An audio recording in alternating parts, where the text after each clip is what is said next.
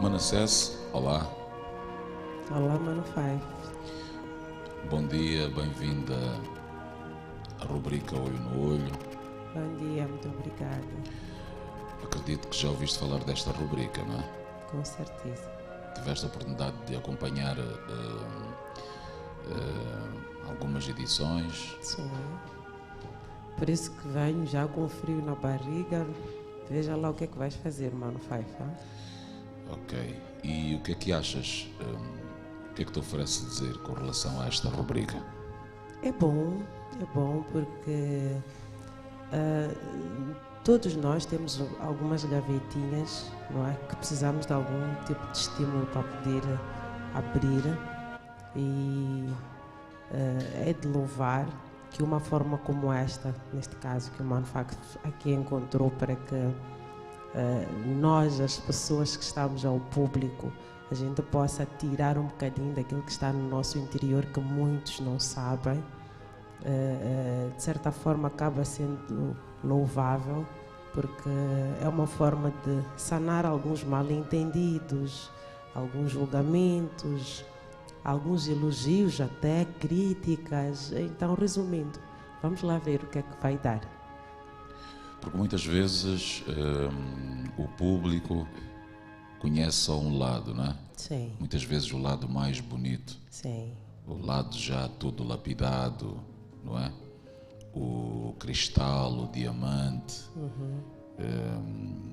Mas antes do diamante era uma pedra, não é? é sem brilho nenhum. Sem brilho nenhum. Sim, Então, por que também não conhecer o antes, sim, não é?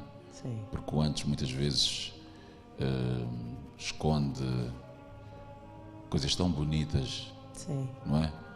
O nosso percurso, todos nós estamos a caminho, sim,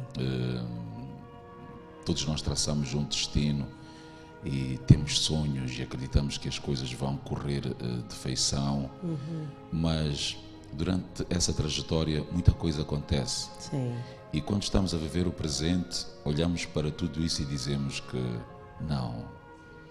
Por que é que eu estou a passar isto? Por que é que é tão difícil? Por que é que eu tenho que contornar este momento menos mal? Por que é que eu tenho... Mas certeza. tudo isso no fundo nos fortalece. com certeza. Tudo isso nos faz pessoas melhores, mais fortes e acima de tudo com mais experiência para continuar e passar essa experiência para os demais. Pois, É por isso que hoje somos pais, somos encarregados de educação, somos adultos e olhamos para trás, nos recordamos dos nossos pais, dos ensinamentos, das zangas. Afinal, eles sempre quiseram o nosso bem. com certeza.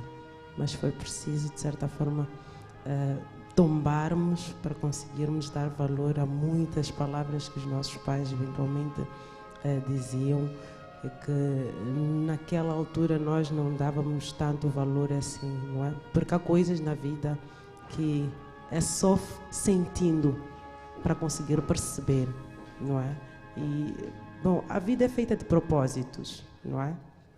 E nós nascemos, crescemos e a cada fase que a gente vai ultrapassar, há sempre um propósito e até nós percebermos isso, é muita coisa que acontece, é muita coisa errada que a gente faz, é muita coisa triste, difícil que a gente passa, mas em meio a tanta turbulência, existem também momentos bons, não é? Que de certa forma são esses momentos que dão-nos força para seguir. Muito bem. Olho no olho é mesmo olho no olho. A partir deste momento, em algum momento irei desviar para ver uma e outra questão, mas é muito importante que estejas focada no Sérgio e eu também farei o mesmo para que a nossa viagem seja uma viagem boa, uma viagem de muitas emoções. Muitas emoções da parte da Manassés, como também do Sérgio. Porque se fizemos ou se fiz este convite é porque também quero viajar. Então vamos viajar juntos. Vamos. Temos imensos passageiros a acompanhar esta nossa viagem e já agora o nosso muito obrigado pela audiência e por estarem conectados através dos smartphones, através do computador, através da tela, do televisor. Obrigado mais uma vez. Pedir talvez ao meu sonoplasta querido Francisco para dar um bocadinho mais de retorno. Muito obrigado.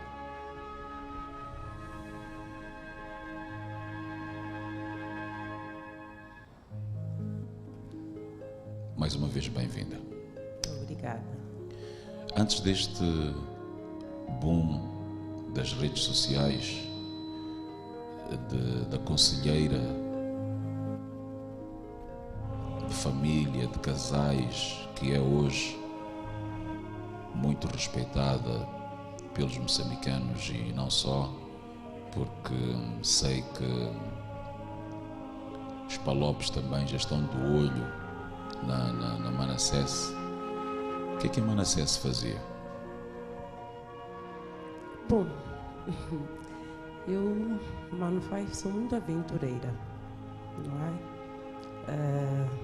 Já fiz muitas coisas, já fui cabeleireira, ou melhor, vou começar da minha infância, né? Já fui dançarina, já fui catequista,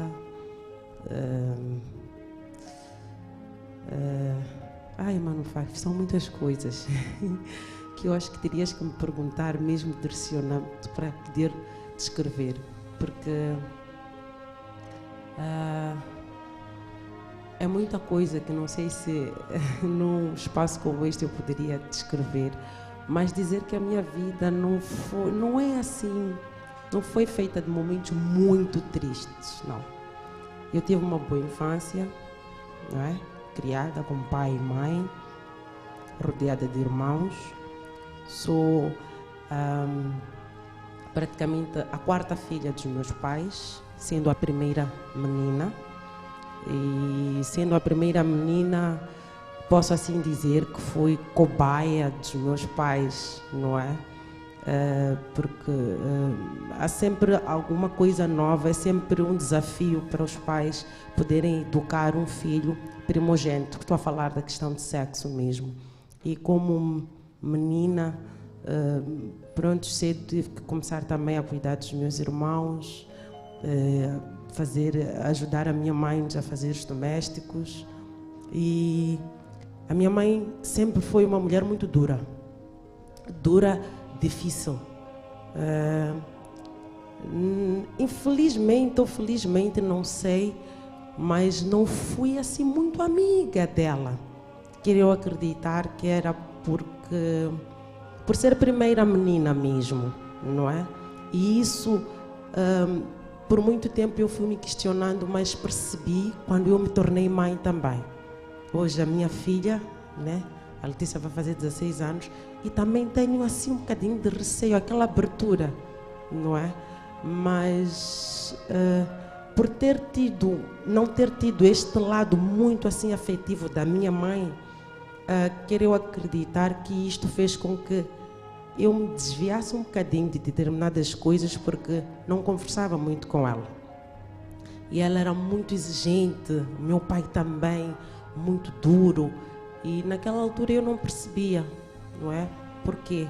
E como qualquer adolescente, fui malandra, muito malandra. Eu me recordo que a fase de pico da minha malandrice, posso assim dizer, foi quando, por aí, 13 anos, 13, 14 anos, 15 anos, e foi na altura que eu praticamente me perdi. Me perdi porque é adolescência, é a fase de descobrimento. E como eu não conversava com ninguém, eu aprendi as coisas da forma mais errada possível. E a minha mãe sempre dura. Mas eu hoje percebo que ela foi dura porque provavelmente ela também não teve não é? Esse lado afetivo. Hoje eu percebo que ela não deu porque ela não tinha o que dar naquele momento. Tudo bem que eu fui muito apegada à minha avó materna, não é?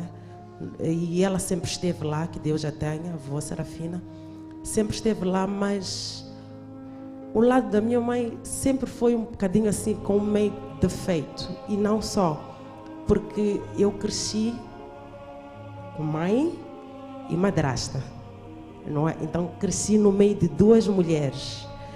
E no meio disto havia assim meio que literalmente alguma disputa em que eu ficava meio que dividida, porque ao contrário de muitas madrastas, né, o meu lado eu não tenho muito que reclamar da minha madrasta. Foi uma pessoa que também fez o seu papel de mãe, não é? A minha mãe também. Então passei por alguns bocados, alguns momentos não bons, porque a dada altura eu desafiava a minha mãe, porque eu não percebia a ela, eu achava que ela não me percebia, e a minha mãe, por causa da forma como ela se calhar encarava a vida, minha mãe foi do tipo de mulher que ela tinha que fazer de tudo, de certa forma, para que meu pai visse bem. Ok. Então, dificilmente ela ficava do nosso lado, porque depois de mim vieram mais 4 irmãos, não é? Então, dificilmente ela ficava assim do nosso lado. Então, aquele momento de nós queremos mamar para nos defender, ela ficava também, porque o meu pai, sendo casado com 2 mulheres, às vezes a minha mãe tinha que exercer o papel de pai também, na ausência, neste caso, do meu pai. Então, ela foi dura. Foi dura. Levei muito tatal, muito cinto, porque também não facilitava. Era rebelde, fugia de casa para aquelas matinês dançantes, porque meu pai não me deixava sair, controlava-me muito, obviamente, era a primeira menina. E veja, por causa desse aperto todo que eu tive na minha infância, eu achei que o sair de casa eu teria liberdade. E saíste? Eu saí porque aos meus 16 anos eu conheci o pai das minhas filhas. Conhecia ele praticamente um pouco depois de fazer 15 anos. Tinha 15 anos, a idade da minha filha hoje. Então conheci o pai da minha filha e começamos a namorar. Aquilo foi muito rápido, foi rápido mesmo. Foi dezembro de 2003, sim, dezembro de 2003. Começamos a namorar, eu apresentei ele à minha mãe. Quer dizer, foi tudo assim muito a correr. E meu pai, quando descobriu e eu já estava grávida, praticamente 4 ou 5 meses depois. E foi numa fase em que os meus pais já não estavam muito bem. E aquilo também, em algum momento, pesava um bocadinho para mim, porque naquele momento era chatice em casa e eu queria sair. Porque eu queria ir namorar, mas eu não podia sair quando eu quisesse. Quando dei por mim, eu estava grávida. E já estavas a viver com o teu parceiro na altura? Não estava a viver, não. Foi quando os meus pais souberam que eu estava grávida. Meu pai pediu que a minha mãe fosse comigo ao hospital, porque meu pai ficou muito revoltado, porque a primeira filha, ele havia depositado muita coisa em mim. Ele tinha muitos sonhos para sim, ti, muitos sonhos, sim. Então, viu a menina dele grávida, 16 anos. O mundo para o meu pai desmoronou. Meu pai acabou perdendo a cabeça, de certa forma, expulsou-me de casa. Com 16 anos? Sim, com 16 anos.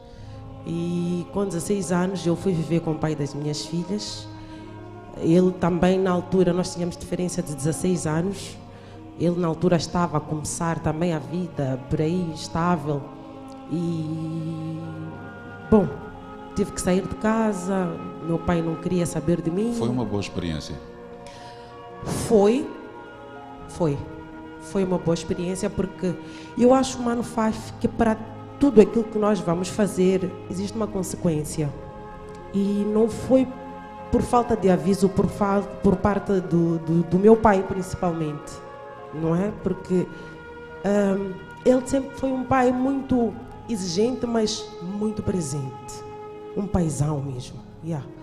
E, bom, eu quero acreditar que em algum momento eu acabei encarnando nos problemas dos meus pais. Quando falas do teu pai, ficas emocionada?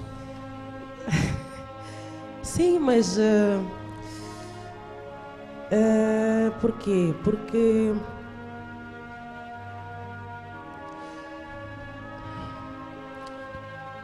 eu acho que é estranho, né? Para algumas mulheres, se calhar seria um bocadinho mais emocionante para mim.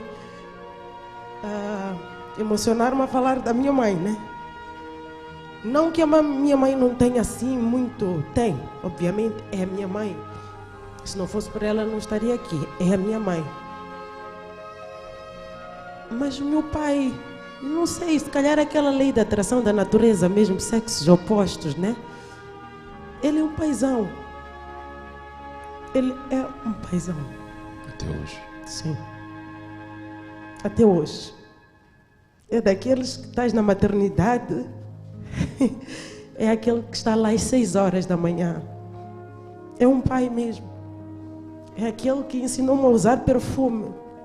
O meu pai foi o primeiro homem a presentear-me assim, saber que já sou adolescente, tem que pôr rolão, tem que ficar bonitinha. Yeah. Ele. E por isso que algumas vezes que ele fica indiferente, ainda que hoje eu seja uma mulher adulta, né? Em determinados aspectos, pontos da minha vida, isso mexe um bocadinho comigo, porque é uma pessoa muito importante. Ele não é perfeito, mas é o pai que eu tenho. É como a minha mãe também. Acredito. Deixa ficar uma mensagem para o papá. Há tantas coisas que guardamos. É verdade. Há muitas coisas que nós guardamos, e não só por causa da forma como nós somos criados, somos educados. O lado afetivo, vê aquela coisa de, por exemplo, do nada nós termos que abraçar um pai, beijar, dizer que ama. Às vezes por causa da educação. É algo que nós não fazemos com assim muita facilidade, né? Quando chega o momento de nós darmos um beijo, até ficamos um bocadinho envergonhados. Sim. Mas dizer ao meu pai, Sr. Eduardo Abrão, que palavras me faltam para descrever a tua grandeza. E, de certa forma, eu queria pedir perdão. Eu acho que nunca pedi perdão a ele, porque se eu tivesse lhe dado ouvidos, se eu tivesse dado ouvidos ao meu pai, provavelmente eu seria aquela grande mulher que ele eventualmente havia desenhado em mim. Eu casei-me à revelia dele, tive que ser emancipada. Ele fez aquilo, eu quero acreditar que ele hoje não faria a mesma coisa. O meu pai hoje, eu quero acreditar que ele até iria preferir ficar comigo com o filho, com o neto ali, do que fazer o que ele fez comigo na altura. Porque eu não tinha experiência nenhuma. Eu me recordo que eu bati de frente com ele no dia que ele me expulsou de casa. Eu disse para ele: pai não acredita no destino. O meu destino é esse. Esse é que é o meu destino. Sem nem sequer saber para onde é que eu ia, o que é que me esperava. O meu pai só abanava a cabeça.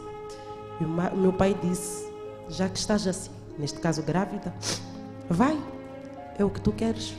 E fui. O meu pai proibiu-me de pôr os pés em casa, e isso ruía-me todo o santo dia, porque foi a 14 de junho de 2004 que o meu pai expulsou-me de casa. e só praticamente voltou a aceitar que eu pusesse os pés à casa dele, neste caso, a quando da minha apresentação, quando eu ia completar 17 anos. Mas neste período a minha mãe recebia-me assim às escondidas. É mãe, né? É mãe, sim. A minha mãe sempre esteve lá. A minha mãe sempre... É engraçado que nunca tive ela tão próximo como naquele período, não é? Porque ela sempre esteve lá, a maneira dela, né? Mas ela sempre esteve lá. Então, depois, quando fizeram a apresentação, meu pai determinou que deviam me casar. E mesmo sendo muito nova, fui emancipada. E em 2005, a minha filha já tinha 3 meses e eu casei-me. Pronto, comecei a levar uma vida normal, né? Pai, minha filha, meu lar. E para, de certa forma, não sei se vou dizer azar ou sorte, o meu ex-marido teve a possibilidade de sair daqui, saímos daqui de Maputo. E automaticamente eu afastei-me de tudo quanto é família. Então tive que ir aprender as coisas longe de todos e de tudo. Foi praticamente lá onde a minha vida virou do avesso. Porque, Mano Five, uma menina de 16 anos no lar, sem muita experiência. Sem muita experiência. Com um homem também, que também não tinha muita experiência. Tudo aquilo que eu devia viver, neste caso, no período, vamos lá assim dizer, da minha pré-juventude, eu vivi tudo isto no casamento. Quando eu digo vivi tudo isto dentro do casamento, estou a dizer que a partir de traições, a partir de desligar-me completamente até dos meus próprios filhos. Porque, de certa forma, eu precisava viver aquilo que eu havia hipotecado. Veja que foi um momento de muita perturbação na minha vida, porque eu queria brincar, eu queria curtir, mas estava lá um lar, estava lá uma criança e um marido à espera de mim. E sendo o pai das minhas filhas também alguém que não tinha muita experiência e era uma pessoa um bocadinho mais calma, mais pacífica, né? Há muita coisa que ele foi deixando acontecer, é como quem diz, foi deixando criar asas, não é? E a dada altura eu já praticamente tinha voado. E foi um casamento de praticamente 10 anos. Houveram momentos bons, sim, mas houveram muitos momentos maus, dos quais eu preferi sair do casamento. E provavelmente é isso que muitos seguidores meus, alguns não sabem.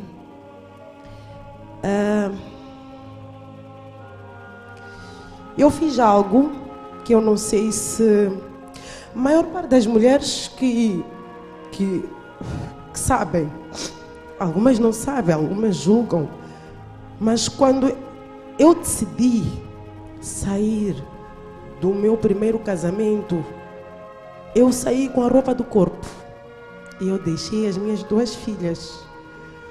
Na altura, a Melanie, quero acreditar que estava por aí com 6 anos.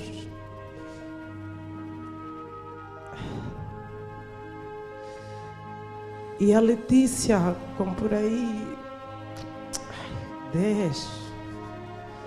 Eram muito pequenas. E naquele momento, confesso que eu pensei nelas, sim, porque foi uma tentativa de separação que já vinha, quer dizer, eu já vinha tentando já 2 anos antes.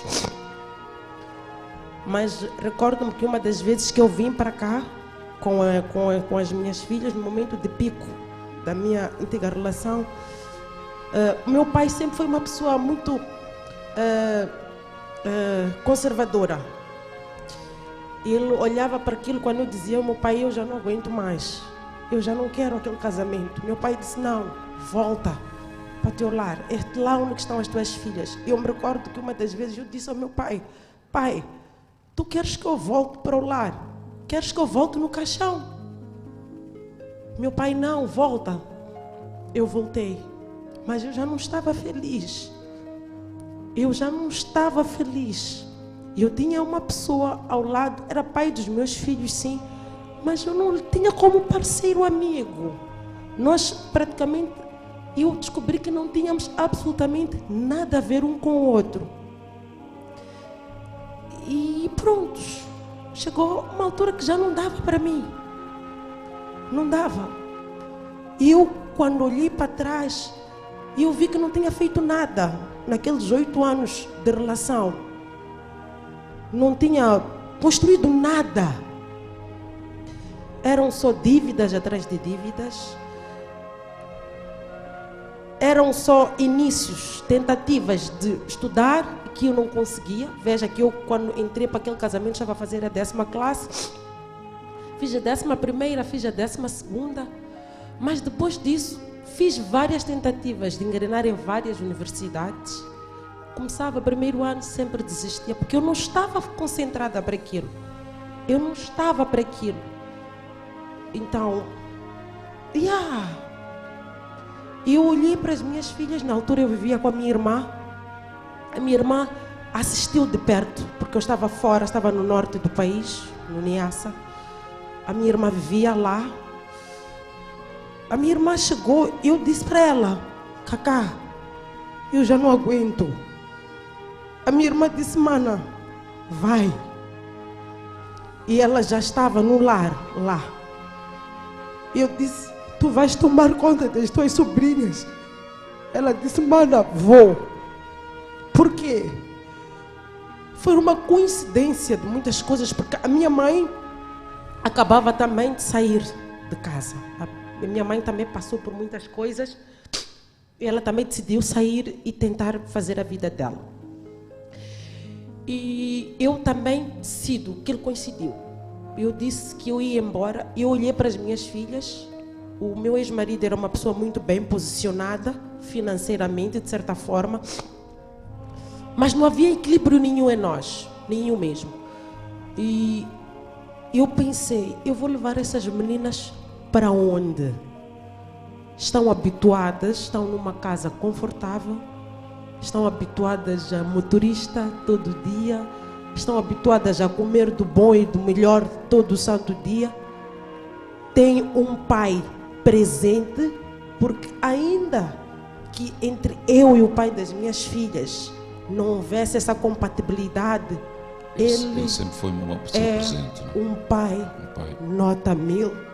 Deixa-me desde já mandar um beijo enorme para o Sr. Juvencio. Ele é um pai, um paizão. E nesse aspecto eu posso me dar como abençoada, porque eu não sei o que estaria a acontecer com as minhas filhas se ele não fosse o pai que ele é. Eu sei que em algum momento ele sofreu muito, porque não é fácil, principalmente cuidar de meninas, crianças, sozinho. Porque eu, ainda que pareça ser esta mulher de garra, de fibra, eu falhei para aquele homem. Porque naquele momento eu só pensei em mim. Não pensei nele. Eu não pensei no que ele pudesse passar. Não só porque ele era uma figura pública, mas porque eu tenho a certeza que eu mudei a vida dele ao avesso. Porque quero acreditar que ele teve que parar muitas coisas para ter que ser pai e mãe das minhas filhas. E eu sei que ele carrega muita mágoa mesmo, e é compreensível, motivo pelo qual eu nunca desafiei com ele para tentar lhe arrancar as crianças. Nunca. Porque eu reconheço. Eu não sei se foi um erro, mas eu podia ter feito diferente. Eu podia, se calhar, ter orquestrado a coisa de forma diferente. principalmente por ter meninas comigo. E na altura eu dizia para ele que eu não tinha como levar as meninas, que a melhor pessoa para cuidar das crianças era ele. Porque ainda havia muita coisa na minha cabeça, Mano Five. Eu não era nem metade da mulher que sou hoje. Isto eu estou a falar de 2013, 7 anos atrás. E veja que eu saí do Niassa em junho, mas mesmo assim... Com a roupa do corpo? Sim, eu deixei tudo para trás. E foram os primeiros 3, 4 meses foram muito difíceis, porque as minhas filhas falavam comigo, sempre perguntavam: mãe, quando é que mamãe há de voltar? Eu dizia: mãe há de vir, mas mãe, quando é que volta? Até que elas sozinhas foram assimilando. Mas ele nunca me privou de ver as meninas, porque eu tenho a certeza que ele, de certa forma, é humano, e ele percebeu que nossa relação já não estava mesmo a dar certo. Mas eu quero acreditar que era por causa daquilo que ele sempre carregou na cabeça dele. Ele sempre disse que casaria-se com uma única mulher e não faria isso com mais ninguém. E não gostaria de fazer filhos com mulheres diferentes. Eu não sei se é isso que ele carrega até hoje, mas o pai das minhas filhas está solteiro, até onde eu sei. Segundo ele, está a criar as filhas dele. Mano Five, de 2013 até hoje, não há ano que eu não peço a ele para que as meninas estejam comigo, porque eu sou mãe e elas precisam de mim. A Letícia começou o ciclo menstrual, estava com ele. Eu não pude acompanhar esse momento. Eu me vi nela, porque eu também, quando comecei, eu estava com a minha mãe, sim, mas eu não tive assim muito aquela abertura, sim, aquela abertura com ela.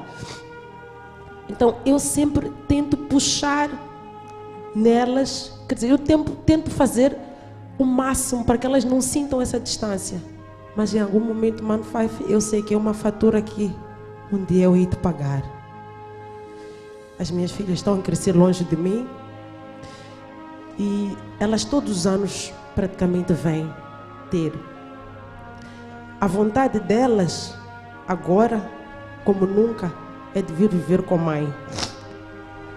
Mas eu percebo que o pai tem ressentimentos e o Juvencio tem as meninas como a única coisa que ele tem, porque ele é órfão de pai, de mãe, perdeu as irmãs há pouco tempo. Ele é uma pessoa, vou assim dizer, um bocadinho solitária. E eu também sei que o tirar as meninas dele, sim, eu estaria a tirar uma parte, maior parte dele. Eu sei muito bem disso. Mas provavelmente esse não seria o melhor fórum, mas já que eu estou aqui a falar, eu queria pedir a ele para que ele me perdoasse. Ele me perdoasse e para que nós possamos olhar para as crianças como algo de mais especial que nós temos. A nossa relação não deu certo, infelizmente, mas nós temos 2 filhas e temos que estar juntos, engajados naquela que é a educação. Graças a Deus, as meninas estão a estudar muito bem mesmo, mas que ele percebesse que elas precisam neste momento de mim, como mãe delas, e que a infantilidade no passado não ajudou muito. E ele, graças a Deus, conseguiu fazer, de certa forma, esta cobertura.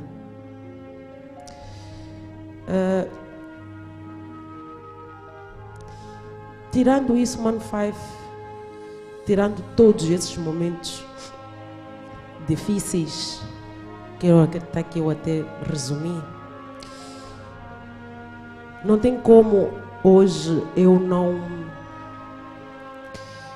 encher a boca para falar do homem que eu tenho hoje, do meu marido.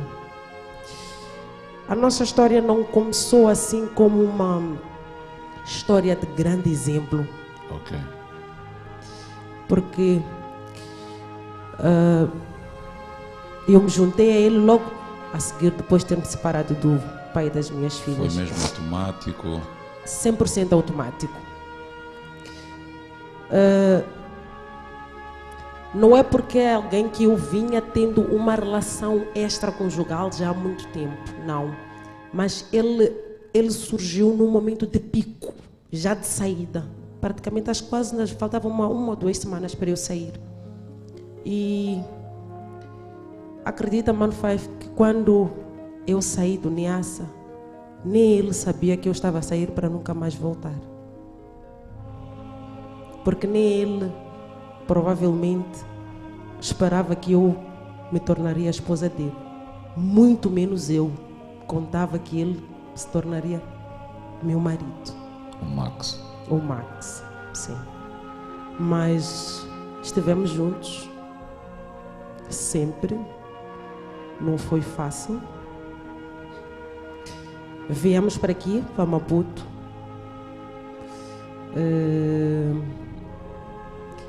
A porta de casa dos meus pais sempre esteve aberta para mim. Mas eu nunca fiquei lá. Nunca fiquei lá porque, sei lá, eu não saí daquele lar porque eu queria voltar para a casa dos meus pais. Não, eu não saí do lar porque eu já não queria lar. Não, eu saí porque eu já não aguentava aquele casamento. Não é? Ao contrário de muitas relações que se dizem que é preciso que a pessoa dê um tempo quando se separa, né? Eu não dei este tempo, motivo pelo qual os primeiros 2 anos com o Max foram muito turbulentos, de muita turbulência mesmo, foram altas e baixas. Veja, Mano Five, que nós, quando viemos para cá, ele praticamente não tinha emprego nenhum. Ficamos muito tempo a ficar aqui, ali, de favor, aqui, acolá. Fomos comprando a primeira colher, o primeiro copo. Quer dizer, fomos lutando. Os dois. Os dois, exatamente. E cheguei aqui também, na altura eu era cabeleireira. Cheguei aqui também, lutamos, consegui abrir o meu salão de cabeleireiro, tentei fazer porque aparentemente era aquilo que eu gostava de fazer, porque sou uma pessoa que gosta muito de vaidade, de moda, por aí fora.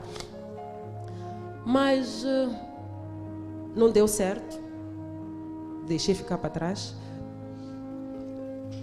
Arranjei um emprego, que ele não concordava muito com o emprego que de certa forma, com a profissão que eu exercia.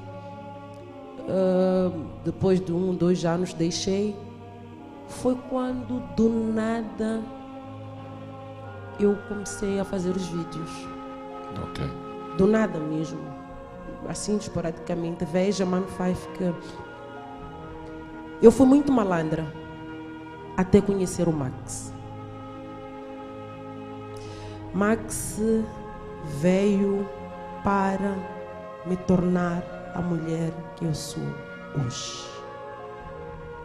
Se eu sou a mulher que eu sou hoje, é porque ele foi persistente, dedicado, duro algumas vezes, mas eu devo a ele. Eu hoje sou esta conselheira da sociedade porque eu sei que tenho um companheiro. Ele não é perfeito, não é? Mas ele está comigo. No início ele não encarnava muito na minha onda, ele não entrava muito na minha onda. Eram vídeos, sim, mas a dada altura ele começou a perceber que eu fui amadurecendo. Eu fui me tornando uma outra mulher para ele. E como consequência, ele também sentiu-se obrigado a ser um outro homem para mim. E hoje estamos aqui. Ele deu-me 2 filhos. Ele já vinha com 2. Eu tenho as minhas 2, o que totalizamos 6 filhos. Neste momento vivemos apenas com 3, por isso que muita gente, se calhar, não vê muito as minhas filhas nas minhas redes sociais. Sim. Perguntam às meninas, é porque as meninas vivem com o pai. Ok. E os 2 nossos, o Júnior, o Max Júnior, que é um enteado que também vive conosco. O nosso desejo era que, eventualmente, pudéssemos ter todos os nossos filhos juntos, todos eles. E lutamos em meio a tantos defeitos, a tantas falhas, a tantos erros, para que a gente se torne uma família padronizada, não é? Uma família comum como qualquer outra. Ainda que, por exemplo, alguns filhos não tenham sido gerados por nós, mas que isso não se torne algo notório.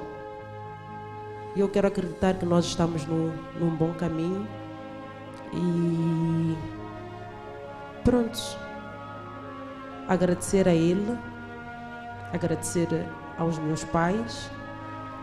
Eu deixei para falar da minha mãe Mano 5 de propósito. Não sei se o tempo ainda me permite. A minha mãe é uma mulher de garra. Eu hoje, como adulta, mais do que nunca, lhe entendo e lhe percebo. Principalmente como mulher. Muitas vezes eu a julguei, muitas vezes eu a condenei, mas na vida, Mano 5, há coisas que nós somos obrigados a fazer. Há escolhas que a gente faz e que muitas das vezes o tentar corrigir é destruir muita coisa.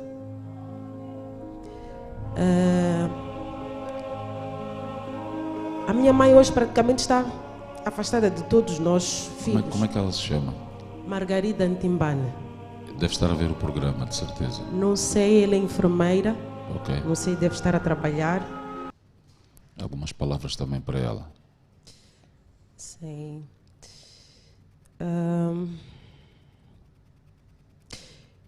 Tivemos fases muito más. Tivemos momentos até de desligamento. Houveram momentos que eu precisei muito dela.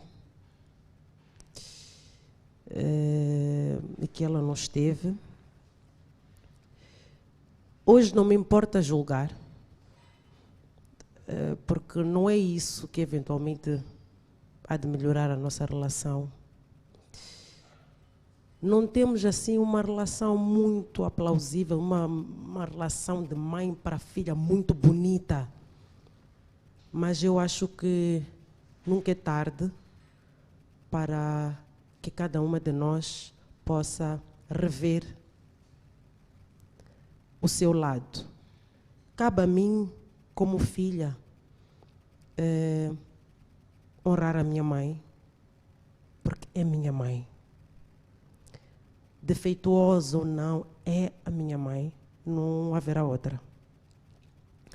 E eu gostava muito que ela também fizesse esse exercício, não só para mim como Inocência, como Cesse, mas também para os meus irmãos todos. Que ela fizesse o esforço de ser uma mãe mais presente. Porque ainda que a gente hoje, somos todos adultos, mas por incrível que pareça, precisamos dela mais do que nunca. E provavelmente ela não tenha noção disso. E eu hoje sou mãe e eu sei o que estou a dizer. Porque em algum momento eu coloco-me no lugar das minhas filhas. Por isso, para minha mãe Margarida Ntimbane, eu sei que em algum momento da vida em que você contava comigo, principalmente por ser a sua filha mais velha, eu não estive lá. Eu não soube separar o afeto, neste caso, dividir afeto de pai, afeto de mãe. Em algum momento, provavelmente, fui um pouco egoísta, inclinei-me mais para o meu pai. E nada justifica. Nada justifica. E mamã, se estiver a ver o programa agora, gostava muito que a nossa relação melhorasse. Já está melhor, mas pode ser muito mais. Gostava eu de poder contar com a minha mãe em todos os momentos. Existem momentos que eu tive que contar com terceiras pessoas, como se eu não tivesse mãe. Mas a minha mãe existe. Gostava eu que a minha mãe fosse mais apegada aos netos. Como eu disse, eu não julgo. Hoje eu lhe percebo. Nós não vamos dar o que nós não sabemos dar. Mas a minha mãe fecha-se. É verdade. Ela fecha-se muito. Ela recusa-se a receber amor. Não sei os porquês, mas ela recusa-se. Ela hoje, minha mãe tem 5 filhos que ela gerou. Mas a minha mãe é como se em algum momento ela não tivesse nenhum. Porque algumas coisas que ela passa hoje não fazem sentido para uma mulher que tem filhos como ela. Não fazem sentido. Há coisas que ela como mãe tem que se recusar a viver, porque o que ela tem de riqueza somos nós. Ainda, mamãe, que um dia você pensou que nós estivéssemos a deitar-te fora. Mamãe, você sabe que isso não pode acontecer. E uma mãe não tem que baixar ao nível dos seus filhos. Porque afinal de contas, mãe é acolhedora, né? A mãe é aquela que recebe o tapa, em troca dá um beijo. Então, mamãe, em meu nome, em nome dos meus irmãos todos, pedimos-te desculpas e pedimos que sejas mais presente nas nossas vidas e que permitas que nós possamos te amar e cuidar de ti na medida do possível.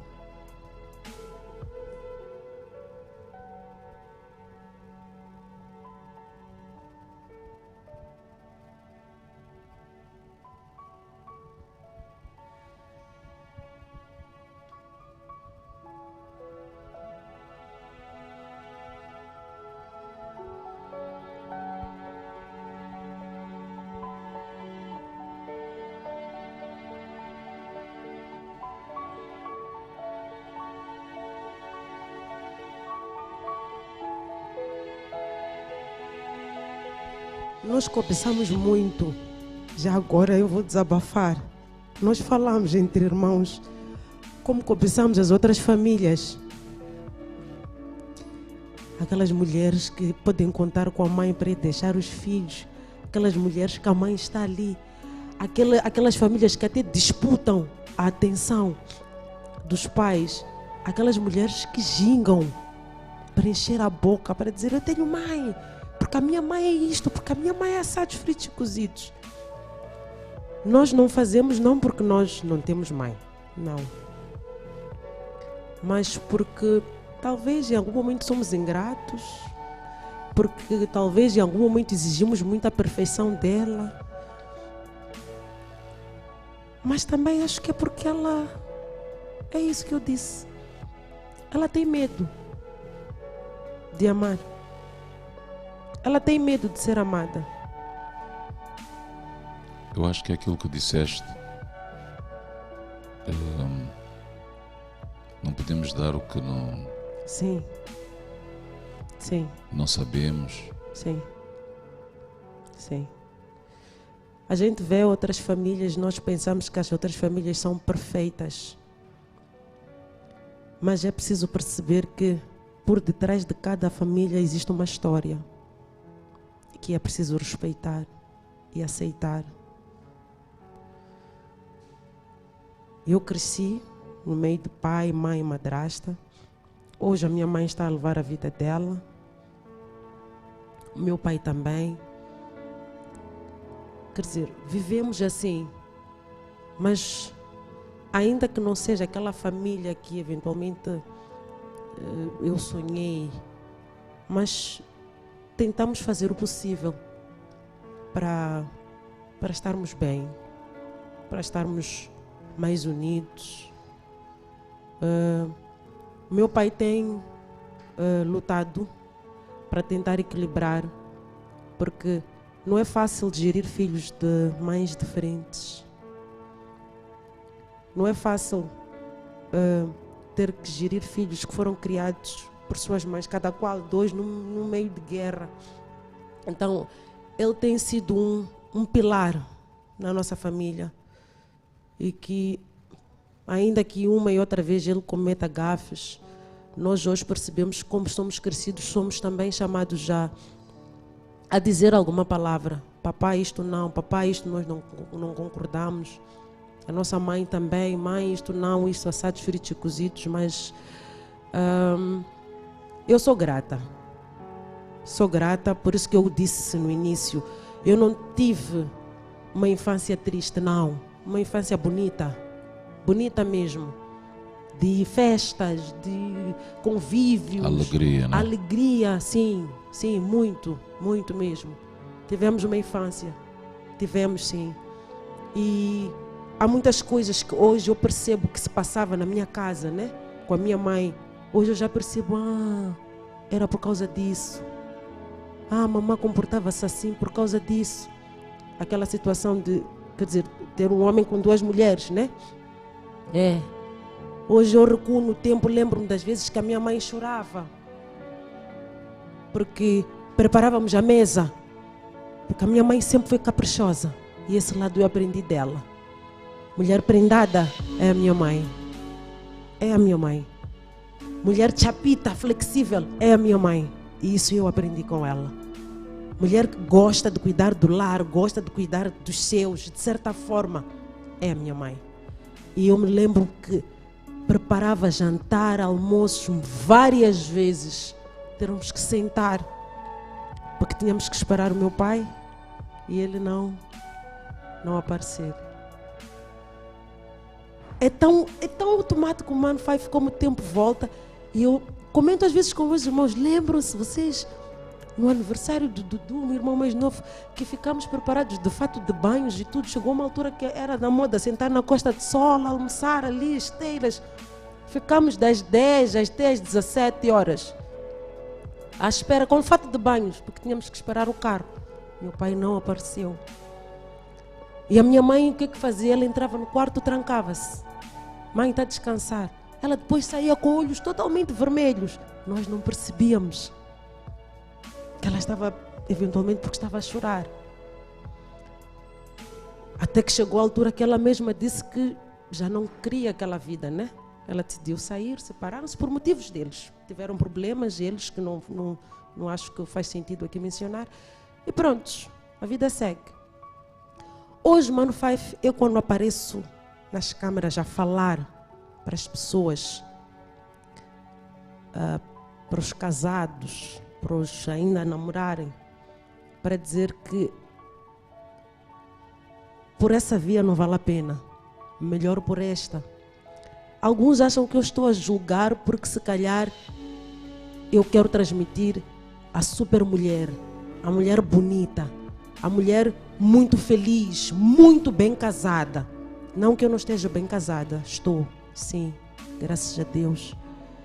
Mas porque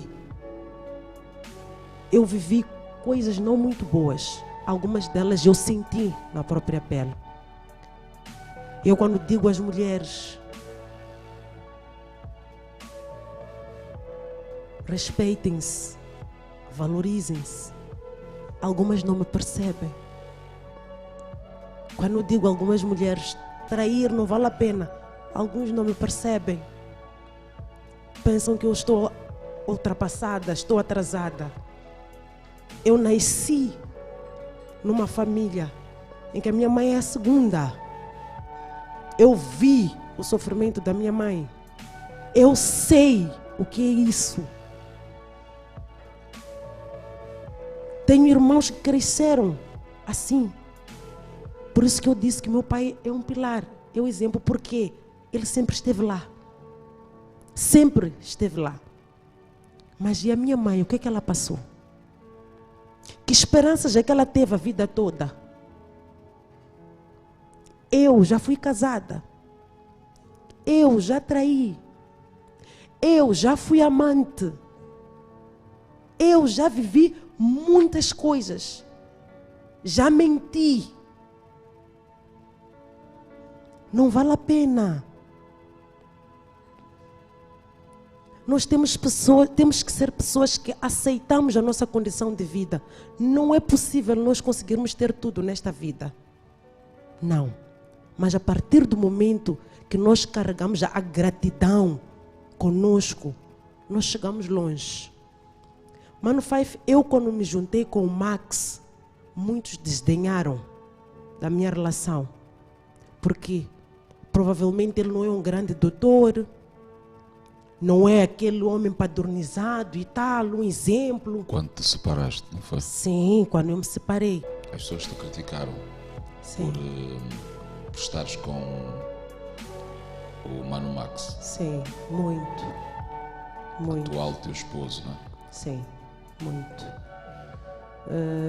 Há até algumas pessoas próximas a mim questionavam, mas por que tu não voltas? Porque o pai das tuas filhas ainda está à tua espera. Vais para onde com esse? Que nem doutor é. Vai te levar para onde?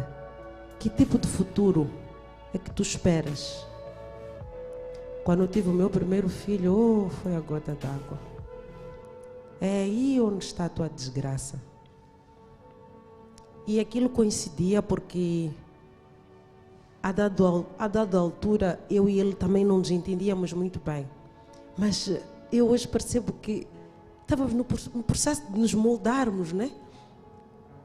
Motivos tivemos vários para cada um seguir o seu caminho. Mas estivemos lá sempre, lado a lado. As pessoas a lançarem pedra. Algumas pessoas da minha família chamaram de maluca. De apanharam onde do outro lar aquela. Deixou o casamento mesmo. E eu dizia ao meu pai, eu não saí daquele lar porque já não queria casamento. Não. Eu fui feita para isso. Eu fui feita para isso. E hoje eu estou aqui. Estamos aqui com o Mano Max. E para quem olha, para quem nos conhece, para quem conhece o histórico de vida, sabe que nós batalhamos muito.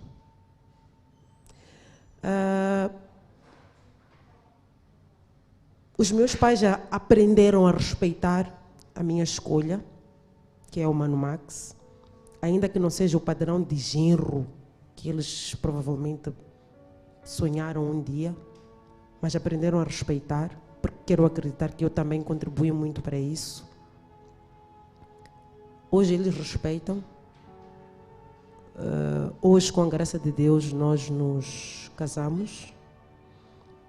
E o que eu quero dizer para toda mulher mesmo, que está num casamento, de certa forma, infeliz, não faça como eu fiz. Como eu disse, podia ter feito a coisa de outra forma. Provavelmente, quem sabe, se calhar ainda estaria casada, não sei. Porque os caminhos de Deus, os propósitos de Deus, nós não questionamos.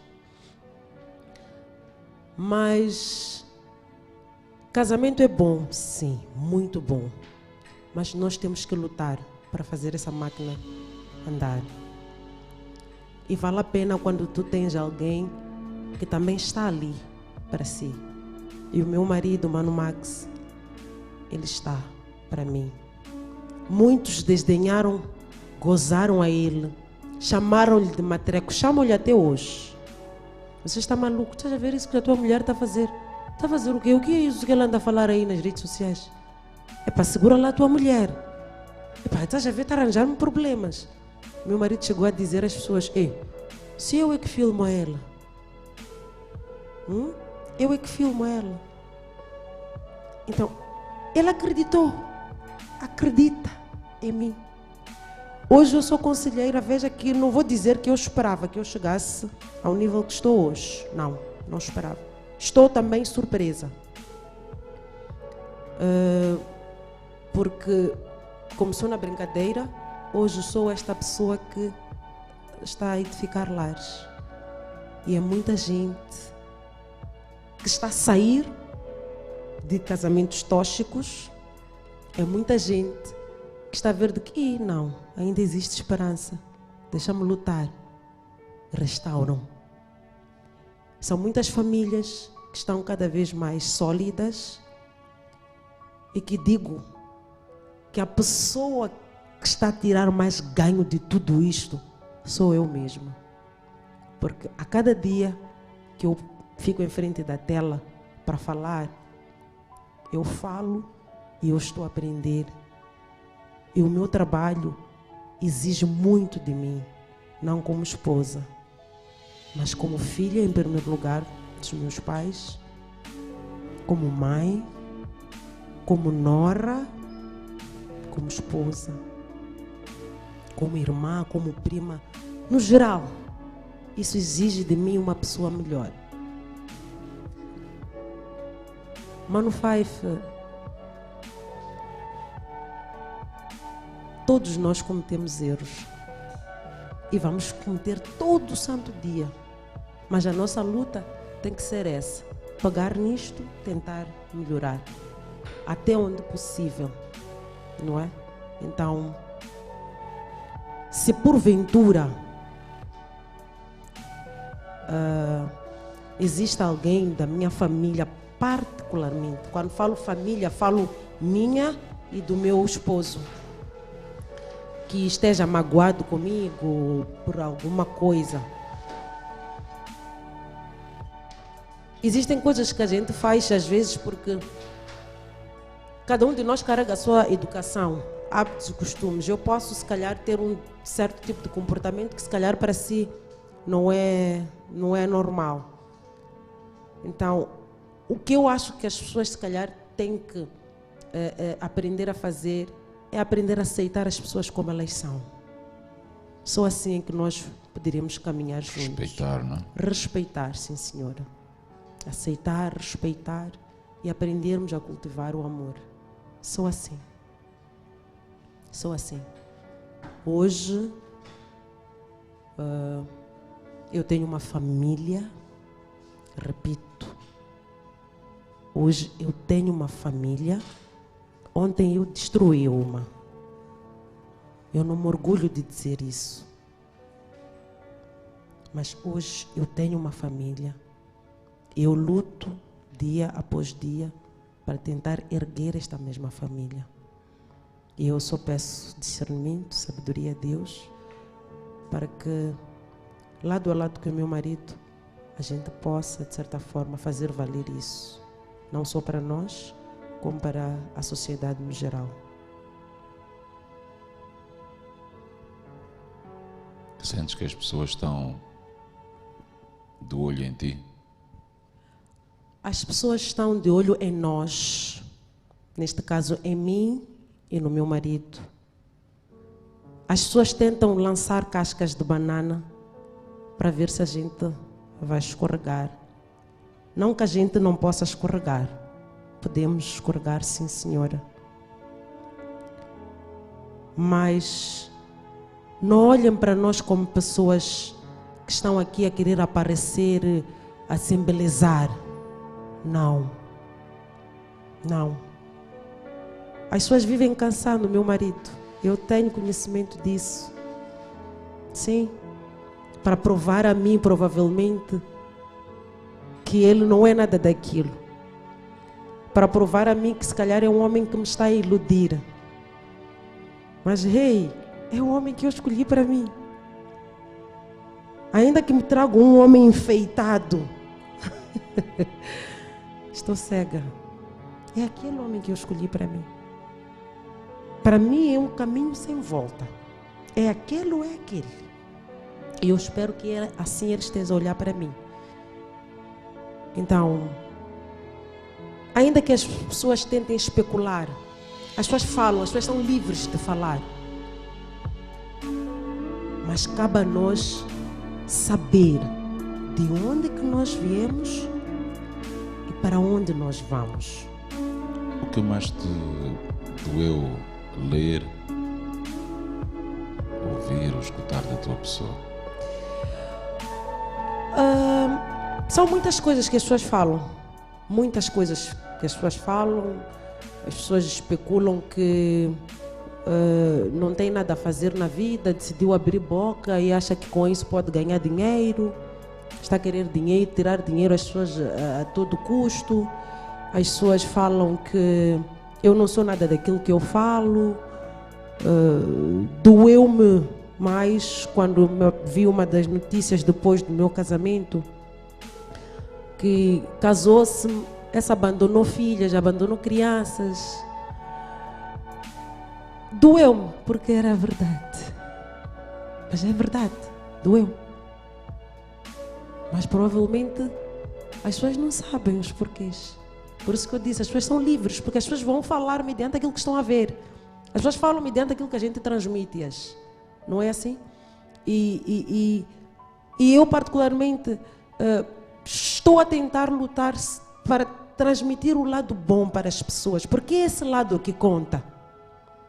O lado mau não constrói a ninguém.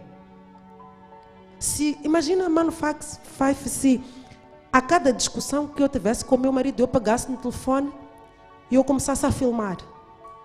A cada noite que eventualmente eu ajoelho, tiro lágrimas, eu filmasse. Estaria eu a ajudar alguém? Estaria eu a edificar lares? Ou estaria eu a dizer que não vale a pena? Não. Mas eu apareço, eu dou a cara. Eu digo que vale a pena estar num casamento, vale a pena estar numa relação, vale 1000 vezes a pena ser mulher de um único homem. Vale 1000 vezes a pena. Vale a pena respeitar-se, valorizar-se e lutar por aquilo que eventualmente nós queremos. E com Deus tudo é possível. Tudo. Quais são os teus maiores valores? Valores pessoais? Nem sei como te responder, mano, Five.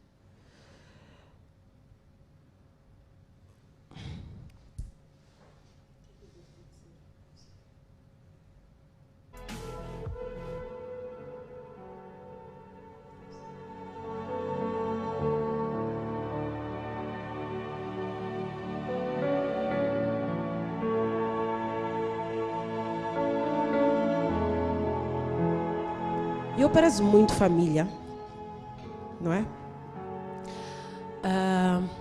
Motivo pelo qual eu estou hoje virada 100% à minha família. Para algumas mulheres, eu estou a atrasar. Vamos lá, não sei se isso responde à sua pergunta. Porque hoje eu sou conselheira, mas eu digo com muito orgulho, não sou doméstica, sou gestora do meu lar, não é? Então, eu hoje tenho isso como profissão, porque eu sei que enquanto algumas mulheres, por exemplo, diferentemente de mim, que têm muito tempo para estar em casa, existem mulheres que estão fora, né, a correr. Mas para que estas pessoas eventualmente vejam possibilidade de ter um lar sólido, ainda que sejam mulheres fora do padrão, aquele que muitos de nós acreditamos que é mulher que tem que ficar em casa, por aí fora. Eu quero ajudar as mulheres. Eu quero ajudar as mulheres a lutarem pelas suas famílias, pelos seus relacionamentos, a dedicarem-se aos seus parceiros, aos seus filhos. Eu gostava que um dia eu pudesse ser como uma referência, não a nível nacional, como a nível mundial. Porque são estes valores que a sociedade está a perder hoje. As pessoas não prezam família. As pessoas hoje não sabem o valor disso. Não lutam por ela. Não lutam nem um pouco. Nem um bocado. Então é isto que eu, de certa forma, espero que um dia eu possa fazer melhor. Mano Five, para tu seres um homem bem sucedido profissionalmente, tu tens que estar bem em casa. Para tudo isto andar, todos os que estão aqui têm um ponto de partida, que é família, que é em casa. Temos que estar bem em casa. Então é isso que todos nós devemos perceber, para que a gente eventualmente consiga alcançar tudo aquilo que nós queremos. Hoje em dia, para muitas mulheres não é fácil lutar por um casamento, porque hoje em dia se quer muitas coisas, as mulheres querem muitas coisas ao mesmo tempo. Não sabem respeitar as fases da vida, não são pacientes, não se entregam, espreguiçam-se fácil. Lar não é um mar de rosas, não é fácil, é difícil sim. Mas quando você... É como qualquer profissão, Mano Five. É uma questão de decisão, né? Só uma questão de decisão. É uma questão de decisão. Hoje em dia, tu vês mulheres a destruírem outras famílias. Vês homens a destruírem outras famílias. Vês mulheres a destruírem a própria família com as próprias mãos. Homens já nem digo. No final das contas, quando você senta a pergunta: o que é feito da tua vida? É lamentável aquilo que a pessoa diz. É lamentável. Porque no fundo a pessoa nem sabe. Não sabe. Então, precisamos ser pessoas perseverantes, pessoas com fé em Deus. Porque isto de família não fomos nós que viemos criar. Não. Não fomos nós que decidimos. Não. É algo divino. Então, se é algo divino, é uma bênção. Todos nós acordamos de manhã, saímos a correr, mas no final do dia queremos um lar. Queremos um teto.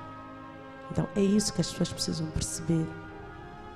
Desta forma, eu queria convidar as pessoas todas que estão a acompanhar-nos. Se tem alguém que eventualmente está a tentar ou quer desistir, quer sair, pense. Mas também, se acha que já não vale a pena, é o momento de tomar uma decisão e sair. Amor não dói.